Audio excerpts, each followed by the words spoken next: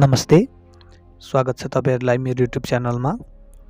आजको भिडियोमा हामी कक्षा 9 को हेल्थ, पपुलेसन एन्ड इन्भाइरोमेन्ट सब्जेक्टको unit 4 demographic status and environment of Nepal अन्तर्गत पार्ट 3 मा रहेर छलफल गर्दैछौँ।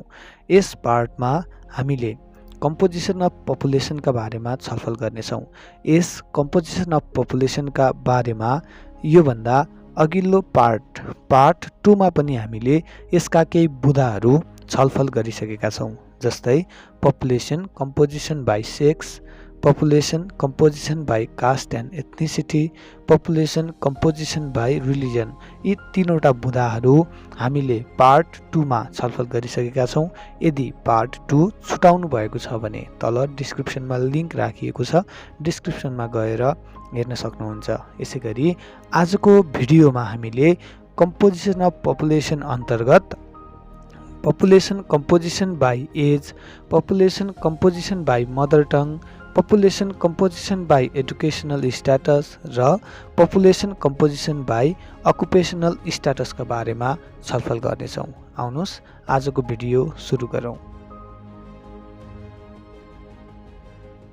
Population composition by age.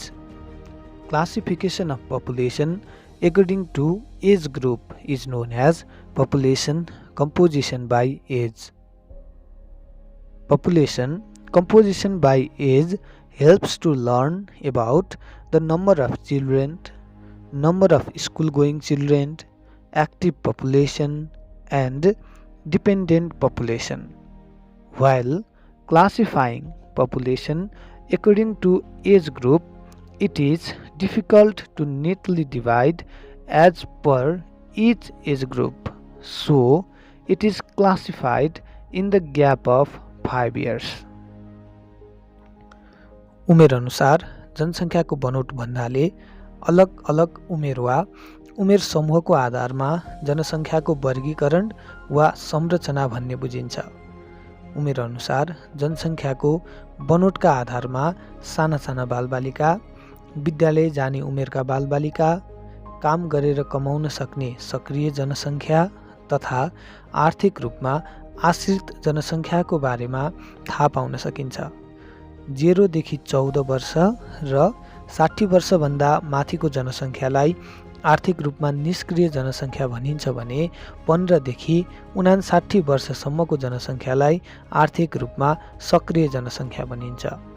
प्रत्येक वर्षको उमेरको सङ्ख्या अध्ययन गर्न कठिनाइ हुने हुँदा हामी हाम्रो पाठ्यक्रममा समावेश गरिए अनुसार 5-5 वर्षको अन्तरको उमेर समूहको अध्ययन यहाँ दिएको तालिका मार्फत गर्नेछौँ।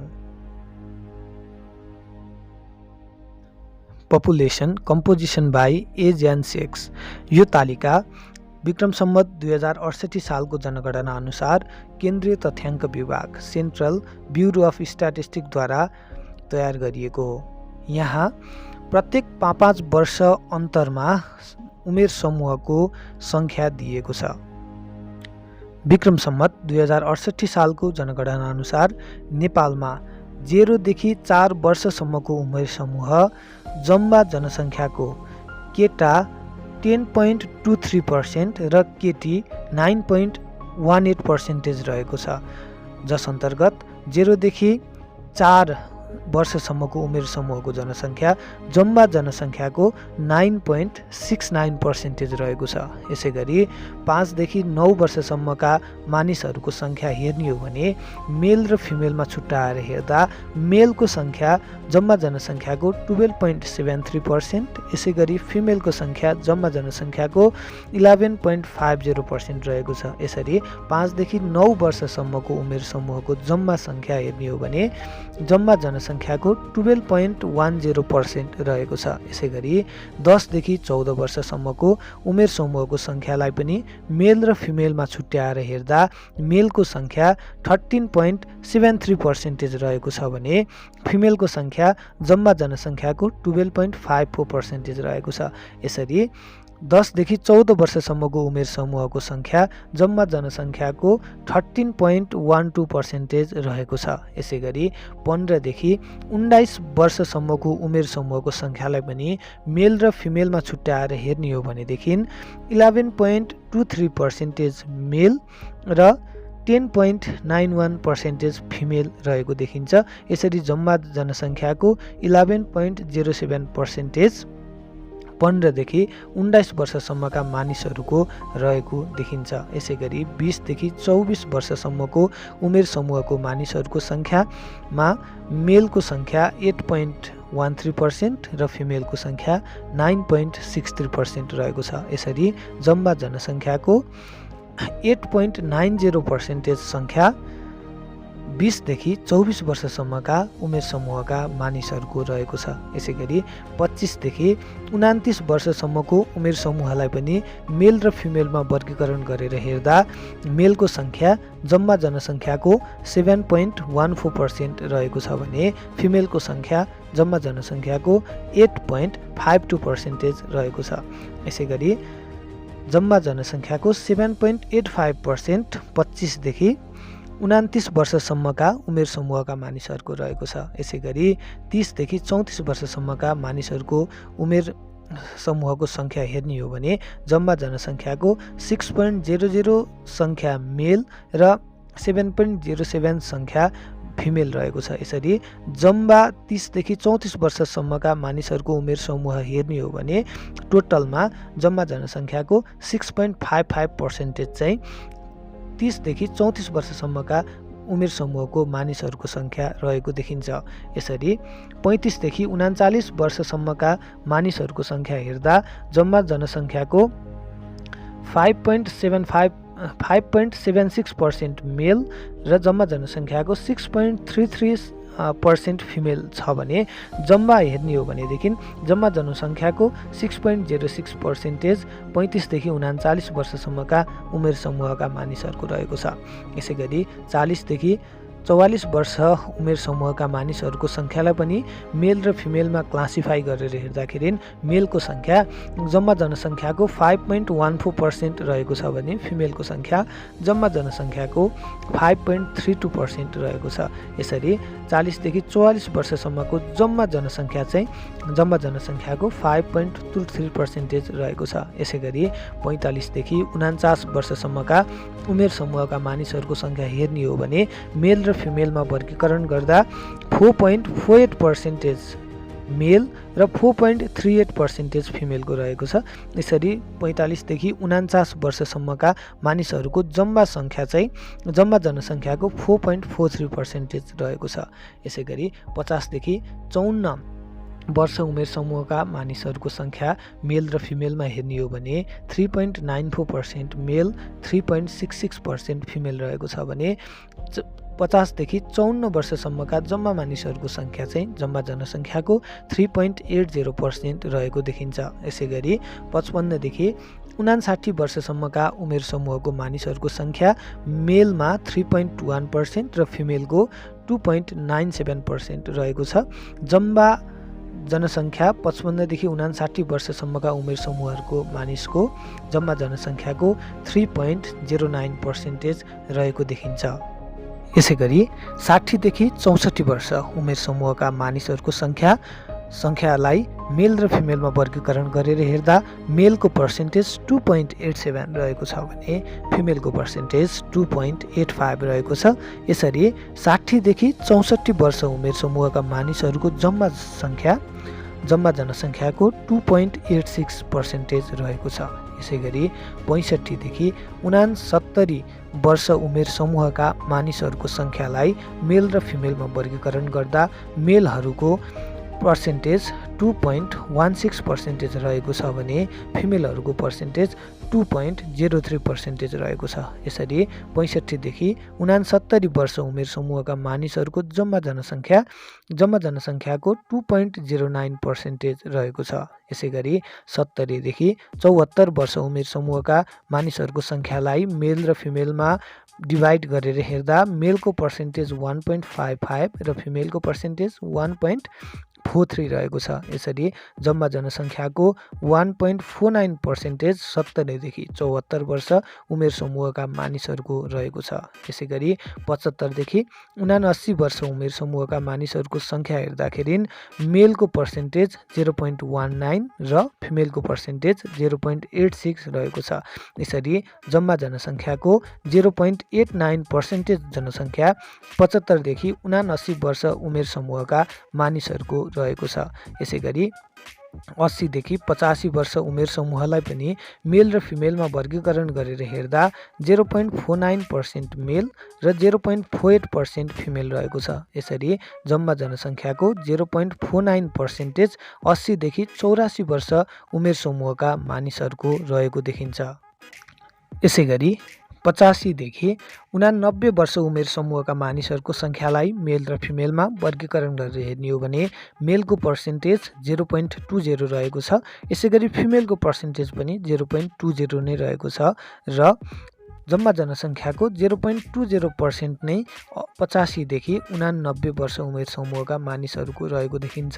यसै गरी 90 देखि 94 वर्ष उमेर समूहका मानिसहरूको सङ्ख्यालाई पनि मेल र फिमेलमा हेर्ने हो भने मेलको पर्सेन्टेज 0.07 रहेको छ भने फिमेलको पर्सेन्टेज 0.08 रहेको छ। यसरी जम्मा जनसङ्ख्याको 0.08% सङ्ख्या 90 देखि 94 वर्ष उमेर समूहका मानिसहरूको रहेको देखिन्छ। यसै गरी 95 वर्षभन्दा माथिका उमेर समूहको मानिसहरूको जनसङ्ख्या हेर्ने हो भने मेलको पर्सेन्टेज 0.03 र फिमेलको पर्सेन्टेज 0.05 रहेको छ। यसरी जम्मा जनसङ्ख्याको 0.04% जनसङ्ख्या 95 वर्षभन्दा माथिका मानिसहरूको रहेको देखिन्छ। यसरी हामीले यो तालिकाबाट प्रत्येक उमेर समूहका मानिसहरूको सङ्ख्या पत्ता लगाउन सक्यौँ। यसबाट हामीले हाम्रो देशमा रहेका एक्टिभ पपुलेसन अथवा सक्रिय जनसङ्ख्या र डिपेन्डेन्ट पपुलेसन आश्रित जनसङ्ख्याको बारेमा थाहा पाउन सक्छौँ। हामीले अघि नै पनि भनिसकेका छौँ, एक्टिभ पपुलेसन भनेको 15 देखि 59 वर्ष उमेर समूहका मानिसहरूको सङ्ख्यालाई भनिन्छ।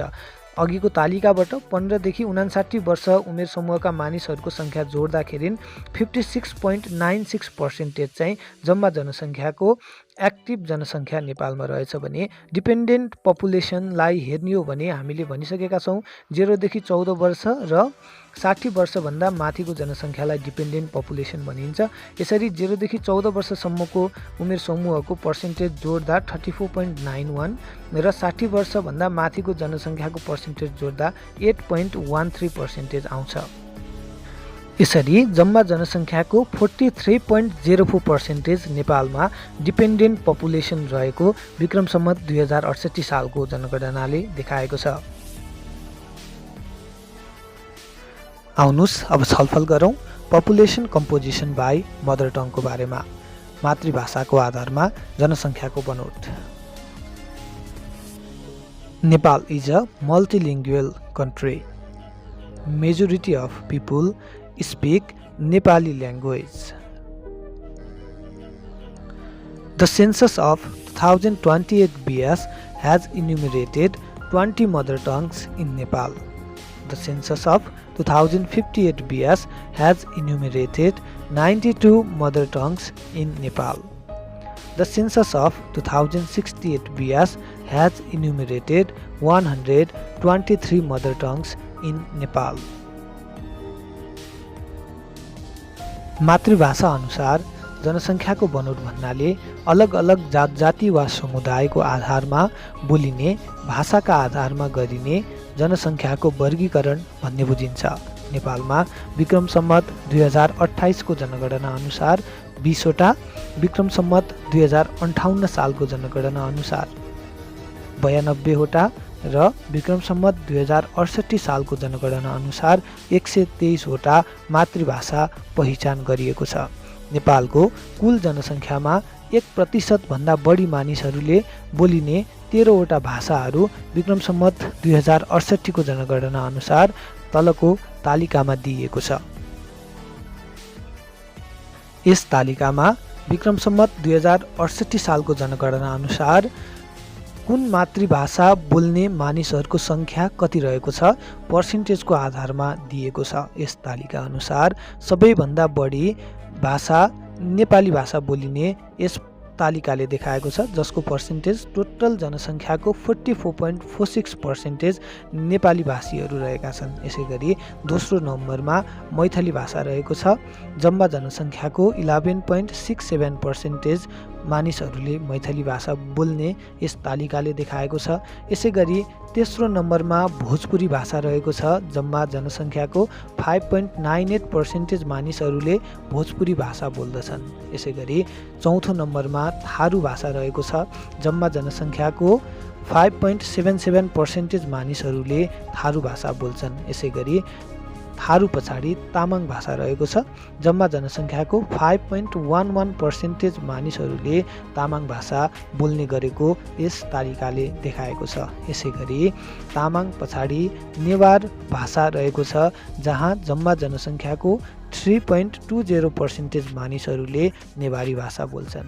यसै गरी बज्जिका भाषा जम्मा जनसङ्ख्याका 2.99% मानिसहरूले बोलिने देखिएको छ। यस पछाडि मगर भाषा जम्मा जनसङ्ख्याको 2.98% मानिसहरूले मगर भाषा बोल्ने गरेका छन्। यसै गरी जम्मा जनसङ्ख्याको 2.97% मानिसहरूले डोटेली भाषा बोल्ने गरेको यस तालिकाले देखाएको छ। यसै गरी डोटेली पछाडि उर्दू भाषा रहेको छ। जम्मा जनसङ्ख्याको 2.61% मानिसहरूले उर्दू भाषा बोल्ने गरेका छन्। यसै गरी उर्दू पछाडि अवधी भाषा रहेको छ। नेपालमा 2068 सालको जनगणना अनुसार जम्मा जनसङ्ख्याको 1.89% मानिसहरूले अवधी भाषा बोल्ने गरेको पाइएको छ। यसै गरी अवधी पछाडि लिम्बू भाषा जम्मा जनसङ्ख्याको 1.60 मानिसहरूले बोल्ने गरेको पाइएको छ। लिम्बू पछाडि गुरुङ भाषा रहेको छ।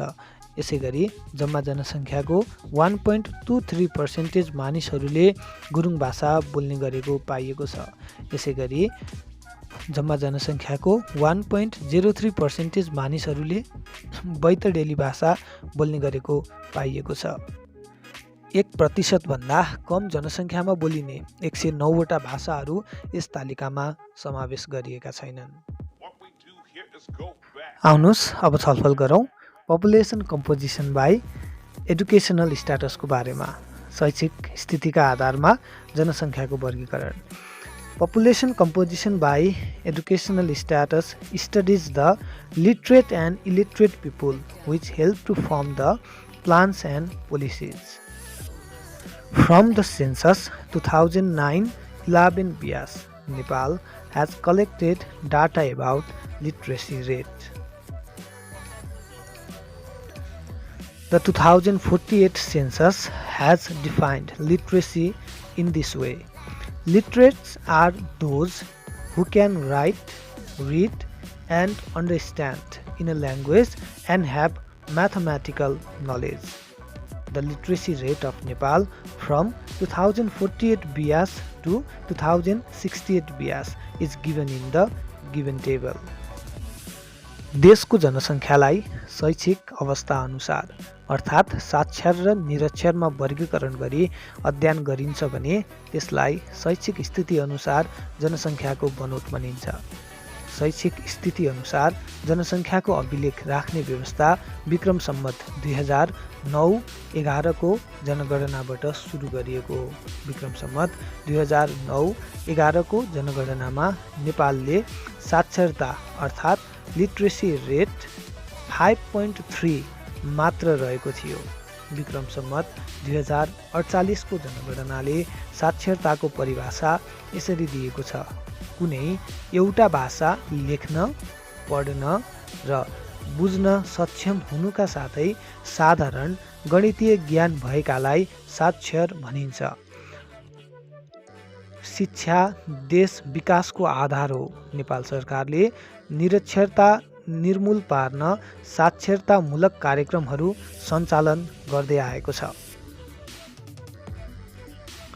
यस तालिकामा 2048 सालदेखि 2068 सालसम्मको जनगणनाको आधारमा 6 वर्षभन्दा माथिका मानिसहरूको लिट्रेसी रेट मेल र फिमेलमा वर्गीकरण गरी दिएको छ। यस तालिका अनुसार विक्रम सम्वत 2048 सालको जनगणनामा जम्मा जनसङ्ख्याको 54.5% मेलहरू शिक्षित थिए भने 25% फिमेलहरू शिक्षित थिए। यसै गरी जम्मा जनसङ्ख्याको 39.6% मानिसहरू मात्र लिटरेट अथवा साक्षर भएको यस तालिकाले देखाएको छ। यसै गरी 2058 सालको जनगणनामा जम्मा जनसङ्ख्याको 65.5% मेल लिटरेट र फिमेलको लिट्रेसी रेट 42.8% रहेको छ भने जम्मा जनसङ्ख्याको 54.1% मानिसहरू साक्षर रहेको यस तालिकाले देखाएको छ। यसै गरी 2068 सालको जनगणनामा मेलहरू 75.1% लिटरेट र फिमेलको लिट्रेसी रेट 57.4% रहेको देखिएको छ भने जम्मा जनसङ्ख्याको 65.9% मानिसहरू साक्षर रहेको देखिएको छ। यसरी यस तालिकालाई हेर्ने हो भने 2068 सालको जनगणनाको तुलनामा 2048 सालको जनगणनामा लिट्रेसी रेट निकै कम देखिएको छ र यस तालिकालाई अध्ययन गर्दा लिट्रेसी रेट क्रमशः बढ्दै गएको हामीले देख्न सक्छौँ। अब छलफल गरौँ पपुलेसन कम्पोजिसन बाई अकुपेसनको आधारमा, पेसाका आधारमा जनसङ्ख्याको बनोट। Population composition by occupation shows the involvement of population in different occupations. It states what % of population is involved in which income generating activities. मानिसहरू आफ्नो जीवन निर्वाहका लागि विभिन्न आयमूलक कार्यमा लागिरहेका हुन्छन्। दैनिक आवश्यकताहरू पूरा गर्ने क्रममा अपनाउने विभिन्न आयमूलक कार्यहरूलाई पेशा भनिन्छ। देशको जनसङ्ख्यालाई अलग अलग पेशाका आधारमा वर्गीकरण गरी अध्ययन गरिन्छ भने यसलाई पेशा अनुसार जनसङ्ख्याको बनोट भनिन्छ।